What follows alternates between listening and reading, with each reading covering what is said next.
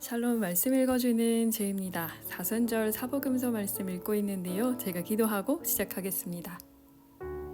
살아계신 하나님, 봄이 가까운 것 같은데 또다시 겨울 같은 추위가 찾아오기도 합니다. 사순의 시간에 저희가 주님의 말씀을 붙들고 나가길 원합니다. 오늘도 함께 해주세요. 예수님 이름으로 기도드립니다. 아멘. 네, 누가복음 10장 우리말 성경입니다. 그 후 주께서 다른 70명도 세우시고 예수께서 친히 가려고 하신 각 마을과 장소에 둘씩 짝지어 먼저 보내셨습니다. 예수께서 그들에게 말씀하셨습니다. 추수할 것은 많은데 일꾼이 적구나. 그러므로 추수하는 주인께 추수할 밭으로 일꾼들을 보내달라고 청하라. 이제 가라. 내가 너희를 보내는 것이 마치 양들을 이리 떼에게로 보내는 것 같구나. 지갑도 가방도 신발도 가져가지 말고 가는 길에 아무에게도 인사하지 말라. 어느 집에라도 들어가면 먼저 이 집에 평화가 있기를 빕니다 하고 말하라. 그곳에 평화의 사람이 있으면 내 평화가 그 사람에게 머물 것이요 만약 그렇지 않으면 너희에게 돌아올 것이다. 그 집에 머물면서 그들이 주는 것을 먹고 마시라. 일꾼은 자기 삭슬 받는 것이 마땅하다. 이 집 저 집 옮겨 다니지 말라. 어느 마을에 들어가서 너희를 받아들이면 너희 앞에 차려진 음식을 먹으라. 그리고 그곳에 사는 병자들을 고쳐주고 하나님 나라가 가까이 왔다라고 말하라. 그러나 어떤 마을에 들어가든지 사람들이 너희를 환영하지 않으면 거리로 나가 이렇게 말하라. 우리 발에 붙은 너희 말 먼지도 너희에게 떨어버리고 간다. 그러나 하나님 나라가 가까이 왔다는 것을 알아야 한다. 내가 너희에게 말한다. 그날의 소돔이 그 말보다 견디기 더 쉬울 것이다. 고라시나 내게 화가 있을 것이다. 벳세다야 내게 화가 있을 것이다. 너희에게 베푼 기적들이 두로와 시돈에서 나타났다면 그들은 벌써 오래전에 베옷을 입고 재를 뒤집어 쓰고 앉아 회개했을 것이다. 그러나 심판날이 되면 두로와 시돈이 너희보다 견디기 더 쉬울 것이다. 그리고 너 가버나움아, 내가 하늘까지 높아지겠느냐? 아니다. 너는 저 음부에까지 내려갈 것이다. 너희 말을 듣는 사람은 내 말을 듣는 것이요 너희를 배척하는 사람은 나를 배척하는 것이다. 또 나를 배척하는 사람은 나를 보내신 그분을 배척하는 것이다. 70명이 기쁨에 넘쳐 돌아와 말했습니다. 주여, 주의 이름을 대니 귀신들도 우리에게 복종합니다. 예수께서 말씀하셨습니다. 사탄이 하늘에서 번개처럼 떨어지는 것을 내가 보았다. 보라, 내가 너희에게 뱀과 전갈을 밟고 원수의 모든 능력을 이길 권세를 주었으니 그 어떤 것도 너희를 해치지 못할 것이다. 그러나 귀신들이 복종하는 것을 기뻐하지 말고 너희의 이름들이 하늘에 기록된 것을 기뻐하라. 그때 예수께서 성령으로 기쁨에 넘쳐 말씀하셨습니다. 하늘과 땅의 주인이신 아버지여, 내가 아버지를 찬양합니다. 이 모든 것을 지혜롭고 학식 있는 사람들에게는 감추시고 어린 아이들에게는 드러내셨으니 말입니다. 그렇습니다, 아버지여. 이것이 바로 아버지의 은혜로우신 뜻입니다. 내 아버지께서 모든 것을 내게 맡기셨습니다. 아버지 외에는 아들이 누구인지 아는 사람이 없습니다. 아들과 또 아버지를 계시하려고 아들이 택한 사람 외에는 아버지가 누구인지 아는 사람이 없습니다. 그러고 나서 예수께서는 뒤돌아 제자들에게 따로 말씀하셨습니다. 너희가 보는 것을 보는 눈은 복이 있다. 내가 너희에게 말한다. 많은 예언자들과 왕들이 너희가 보는 것을 보고자 했으나 보지 못했고 너희가 지금 듣는 것을 듣고자 했으나 듣지 못했다. 한 율법학자가 일어나 예수를 시험하려고 물었습니다. 선생님, 제가 무엇을 해야 영생을 얻을 수 있습니까? 예수께서 말씀하셨습니다. 율법에 무엇이라 기록되어 있느냐? 너는 그것을 어떻게 읽고 있느냐? 율법학자가 대답했습니다. 내 마음을 다하고 내 목숨을 다하고 내 힘을 다하고 내 뜻을 다해 주 내 하나님을 사랑하라고 했고 또 내 이웃을 내 몸같이 사랑하라고 했습니다. 예수께서 대답하셨습니다. 내 대답이 옳다. 그대로 행하면 내가 살 것이다. 그런데 이 율법학자는 자신이 옳다는 것을 보이려고 예수께 물었습니다. 그러면 누가 제 이웃입니까? 예수께서 대답하셨습니다. 한 사람이 예루살렘에서 여리고로 가다가 강도들을 만나게 됐다. 강도들은 그의 옷을 벗기고 때려 거의 죽게 된 채로 내버려두고 갔다. 마침 한 제사장이 그 길을 내려가는데 그 사람을 보더니 반대쪽으로 지나갔다. 이와 같이 한 레위 사람도 그곳에 이르러 그 사람을 보더니 반대쪽으로 지나갔다. 그러나 어떤 사마리아 사람은 길을 가다가 그 사람이 있는 곳에 이르러 그를 보고 불쌍한 마음이 들어 가까이 다가가 상처에 기름과 포도주를 바르고 싸맸다. 그러고는 그 사람을 자기 짐승에 태워서 여관에 데려가 잘 보살펴 주었다. 이튿날 사마리아 사람은 여관 주인에게 2데나리온을 주며 저 사람을 잘 돌봐주시오. 돈이 더 들면 내가 돌아와서 갚겠소. 라고 말했다. 너는 이 세 사람 중 누가 강도 만난 사람의 이웃이라고 생각하느냐? 율법학자가 대답했습니다. 자비를 베푼 사람입니다. 예수께서 그에게 말씀하셨습니다. 너도 가서 이와 같이 하여라. 예수께서 제자들과 함께 길을 가다가 한 마을에 이르시니 마르다라는 여인이 예수를 집으로 모셨습니다. 마르다에게는 마리아라는 동생이 있었습니다. 그 동생은 주의 발 앞에 앉아 예수께서 하시는 말씀을 듣고 있었습니다. 그러나 마르다는 여러 가지 접대하는 일로 정신이 없었습니다. 그래서 마르다가 예수께 다가와 말했습니다. 주여, 제 동생이 저한테만 일을 떠맡겼는데 왜 신경도 안 쓰십니까? 저를 좀 거들어 주라고 말씀해 주십시오. 주께서 대답하셨습니다. 마르다야, 마르다야, 너는 많은 일로 염려하며 정신이 없구나. 그러나 꼭 필요한 것은 한 가지뿐이다. 마리아는 좋은 것을 선택했으니 결코 빼앗기지 않을 것이다. 아멘. 11장입니다.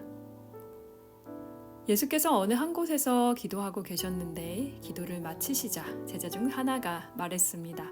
주여, 요한이 자기 제자들에게 기도하는 것을 가르쳐 준 것처럼 주께서도 저희에게 가르쳐 주십시오. 예수께서 제자들에게 말씀하셨습니다. 너희는 이렇게 기도하라. 아버지여, 주의 이름이 거룩히 여김을 받으시며 주의 나라가 임하게 하소서. 날마다 우리에게 필요한 양식을 내려주시고 우리가 우리에게 빚진 모든 사람을 용서한 것 같이 우리 죄도 용서해 주소서. 그리고 우리를 시험에 들지 않게 하소서. 그러고 나서 예수께서 말씀하셨습니다. 너희 중 누가 친구가 있는데 한밤중에 그가 찾아와 친구여, 내게 빵 3덩이만 빌려주게. 내 친구가 여행길에 나를 만나러 왔는데 내놓을 게 없어서 그렇다네 라고 할 때 그 사람이 안에서 귀찮게 하지 말게, 문은 다 잠겼고 나는 아이들과 함께 벌써 잠자리에 들었네. 내가 지금 일어나서 뭘 줄 수가 없네 라고 거절할 수 있겠느냐? 내가 너희에게 말한다. 친구라는 이유만으로는 그가 일어나 빵을 갖다 주지 않을지라도 끈질기게 졸라대는 것 때문에는 일어나 필요한 만큼 줄 것이다. 그러므로 내가 너희에게 말한다. 구하라. 그러면 너희에게 주실 것이다. 찾으라. 그리하면 너희가 찾을 것이다. 문을 두드리라. 그러면 너희에게 열릴 것이다. 누구든지 구하는 사람마다 받을 것이요, 찾는 사람마다 찾을 것이요, 두드리는 사람에게 문이 열릴 것이다. 너희 가운데 어떤 아버지가 아들이 생선을 달라는데 뱀을 줄 사람이 있겠느냐? 또 자녀가 달걀을 달라는데 전갈을 줄 아버지가 있겠느냐? 너희가 악할지라도 너희 자녀에게 좋은 것을 줄 알거든. 하물며 하늘에 계신 너희 아버지께서 구하는 사람에게 성령을 주시지 않겠느냐? 예수께서 말 못하는 귀신을 쫓아내고 계셨습니다. 그 귀신이 나오자 말 못하던 사람이 말하게 됐고 사람들은 놀랐습니다. 그러나 그중 어떤 사람이 말했습니다. 예수는 귀신의 왕 바알세불의 힘을 빌려 귀신을 쫓아내는 것이다. 또 어떤 사람들은 예수를 시험할 속셈으로 하늘의 표적을 보이라고 요구하기도 했습니다. 그러나 예수께서 그들의 생각을 알고 말씀하셨습니다. 어떤 나라든지 서로 갈라져 싸우면 망하게 되고 가정도 서로 갈라져 싸우면 무너진다. 사탄도 역시 서로 갈라져 싸우면 사탄의 나라가 어떻게 설 수 있겠느냐. 너희는 내가 바알세불의 힘을 빌려 귀신을 내쫓는다고 하니 내가 바알세불의 힘을 빌려 귀신들을 내쫓는다면 너희 아들들은 누구의 힘을 빌려 귀신들을 쫓아내느냐? 그러므로 그들이야말로 너희의 재판관이 될 것이다. 그러나 내가 하나님의 손가락을 힘입어 귀신들을 내쫓는다면 하나님 나라가 이미 너희에게 온 것이다. 힘센 사람이 완전 무장을 하고 집을 지키고 있다면 그 재산은 안전할 것이다. 그러나 힘이 더 센 사람이 공격해 그를 이기면 그가 의지하는 무장을 모두 해제시키고 자기가 노력한 것을 나눠줄 것이다. 나와 함께하지 않는 사람은 나를 반대하는 사람이고 나와 함께 모으지 않는 사람은 흩어버리는 사람이다. 한 더러운 영이 어떤 사람에게서 나와 쉴 곳을 찾으려고 물 없는 곳을 돌아다니다가 끝내 찾지 못하고 내가 전에 나왔던 집으로 다시 돌아가야겠다고 말했다. 그런데 그곳에 이르러 보니 집이 깨끗하게 청소돼 있고 말끔히 정돈돼 있었다. 그래서 더러운 영은 나가서 자기보다 더 사악한 다른 영들을 7이나 데리고 와 그곳에 들어가 산다. 그러면 그 사람의 마지막 상황은 처음보다 훨씬 더 나빠진다. 예수께서 이런 말씀을 하고 계실 때 사람들 사이에서 한 여인이 소리쳤습니다. 선생님을 낳아 젖 먹이며 기르신 어머니는 정말 복 있는 분입니다. 예수께서 대답하셨습니다. 정말 복 있는 사람들은 하나님의 말씀을 듣고 지키는 사람들이다. 사람들이 점점 불온하자 예수께서 말씀하시기 시작하셨습니다. 이 세대는 악한 세대다. 그들은 표적을 구하지만 요나의 표적 외에는 어떤 표적도 받지 못할 것이다. 요나가 니느웨 사람들에게 표적이 된 것과 같이 인자도 이 세대에게 표적이 될 것이다. 심판 때는 남쪽 나라의 여왕이 이 세대 사람들과 함께 일어나 그들을 정죄할 것이다. 그 여왕은 솔로몬의 지혜를 듣기 위해 땅끝에서 왔기 때문이다. 그러나 보라, 솔로몬보다 더 큰 이가 여기 있다. 심판 때에 니느웨 사람들은 이 세대 사람들과 함께 일어나 이 세대들을 정죄할 것이다. 그들은 요나의 선포를 듣고 회개했기 때문이다.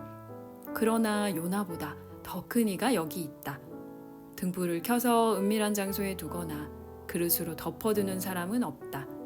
오직 등불은 들어오는 사람들이 볼 수 있도록 등잔대 위에 얹어두는 법이다. 내 눈은 내 몸의 등불이다. 눈이 좋으면 너희 온 몸도 밝을 것이다. 그러나 눈이 나쁘면 몸도 어두울 것이다. 그러므로 내 안에 있는 빛이 어둡지 않은가 보라. 만약 너희 온 몸이 빛으로 가득하고 어두운 부분이 하나도 없으면 마치 등불이 너희를 환하게 비출 때처럼 너희 몸도 온전히 빛날 것이다. 예수께서 말씀하실 때 바리새파 한 사람이 자기 집에서 잡수시기를 청하자 예수께서 안으로 들어가 식탁에 기대어 앉으셨습니다. 그런데 그 바리새파 사람은 예수께서 음식을 들기 전에 손을 씻지 않으시는 것을 보고 놀랐습니다. 그러자 주께서 그에게 말씀하셨습니다. 너희 바리새파 사람들은 잔과 접시의 겉은 깨끗이 닦지만 너희 속에는 욕심과 사악함이 가득 차 있다. 너희 어리석은 사람들아, 겉을 만든 분이 속도 만들지 않으셨느냐? 그 속에 있는 것으로 자비를 베풀라. 그러면 모든 것이 너희에게 깨끗해질 것이다. 너희 바리새파 사람들에게 화가 있을 것이다. 너희는 박하와 온향과 온갖 채소들의 11조를 하나님께 바치면서 정작 공의와 하나님의 사랑은 무시해버리는구나. 그런 것들도 행해야 하지만 이런 것들도 소홀히 해서는 안 된다. 너희 바리새파 사람들에게 화가 있을 것이다. 너희는 회당에서 높은 자리에 앉기 좋아하고 시장에서 인사받기 좋아하는구나. 너희에게 화가 있을 것이다. 너희는 드러나지 않는 무덤 같아서 사람들이 밟고 다니나 무덤인 줄 모른다. 한 율법학자가 예수께 말했습니다. 선생님께서 이렇게 말씀하시면 저희까지 모욕하는 것입니다. 예수께서 대답하셨습니다. 너희 율법학자들에게도 화가 있을 것이다. 너희는 백성들에게 지기 힘든 어려운 짐을 지우면서 너희 자신은 손가락 하나도 까딱하려 하지 않는구나. 너희에게 화가 있을 것이다. 너희가 예언자들의 무덤을 만들고 있다. 바로 너희 조상들이 그 예언자들을 죽인 사람들이었다. 그래서 너희는 너희 조상들이 저지른 일을 인정하고 찬동하는 것이다. 그들은 예언자들을 죽였고 너희는 그 예언자들의 무덤을 만들기 때문이다. 그러므로 하나님의 지혜도 말씀하셨다. 내가 그들에게 예언자들과 사도들을 보낼 것이다. 사람들이 그들 중 일부는 죽이고 일부는 핍박할 것이다. 그러므로 이 세대는 세상이 시작된 이래로 흘린 모든 예언자의 피에 대해 책임져야 할 것이다. 아벨의 피부터 제단과 성소 사이에서 죽임을 당한 사가랴의 피까지 말이다. 그렇다. 나는 너희에게 말한다. 이 세대가 책임져야 할 것이다. 너희 율법학자들에게 화가 있을 것이다. 너희는 지식의 열쇠를 가로채 너희 자신들도 들어가려고 하지 않고 들어가려고 하는 다른 사람들도 막았다.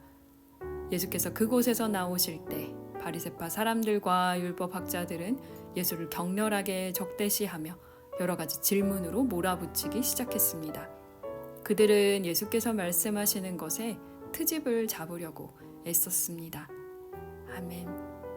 네, 오늘은 누가복음 10장, 11장 말씀 이렇게 읽었습니다.